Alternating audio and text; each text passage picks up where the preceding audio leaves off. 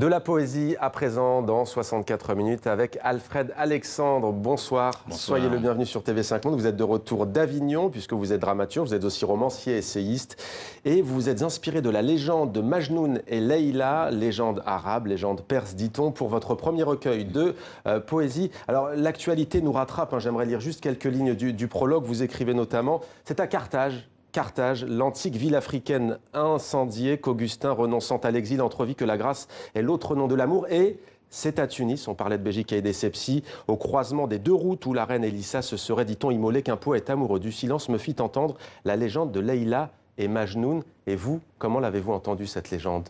Eh bien, vous avez ce poème de Césaire qui vous dit « De mon île veilleuse, je vous salue au continent originaire ». Donc il y a ce rapport très fort entre les îles d'Amérique et le continent africain, qu'il s'agisse de la partie nord, de la partie sud. Donc il y a cette trajectoire de l'imaginaire qui traverse Césaire, qui traverse Fanon, qui traverse Boukman. Et donc les îles d'Amérique sont très attachées aussi à l'imaginaire du continent. Donc ici, il s'agit de transposer dans les îles d'Amérique, à Carthagène des Indes, un mythe littéraire qui évidemment prend son origine à Tunis et notamment passe par Carthage. Et pour ce faire, vous adoptez une poésie et une narration originale.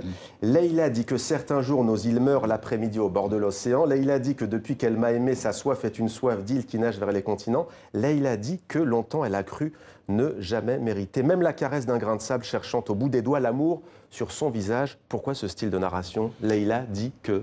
Ici, si vous voulez, c'est Leïla qui parle.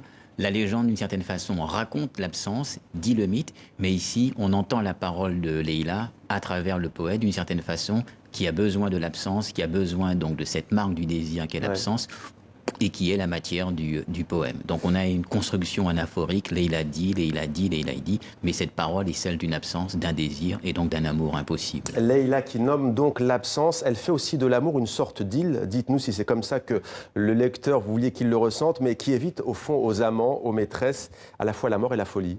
Oui, absolument, parce que la légende de Leïla et Majnoun, c'est la légende d'un amour impossible, de l'amour fou, thématique qui traverse toute la mystique littéraire arabo-persane, qu'on retrouve aussi dans la philosophie, chez Platon, chez les soufis, qu'on retrouve aussi dans nos grands mythes littéraires qui traversent la littérature occidentale, Tristan et Isolde. Donc nous sommes ici dans le lyrisme amoureux.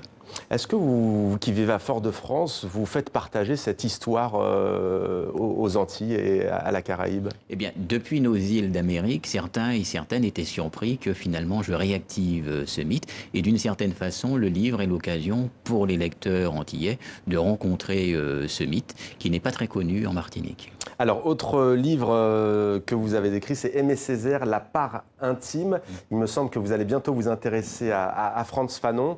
Un mot sur ce livre, Aimé Césaire, La part intime, pour donner envie à nos téléspectatrices et à nos téléspectateurs de le lire. La porte d'entrée dans la poésie de Césaire, c'est toujours la thématique de la négritude, toujours la thématique du politique.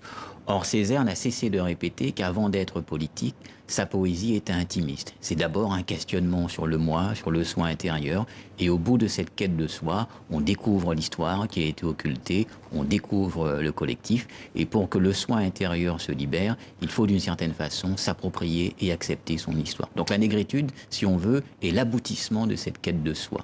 L'aboutissement de cette quête de soi. Il y a aussi Le Bar des Amériques. C'est un roman, cette fois, mémoire d'Encrier.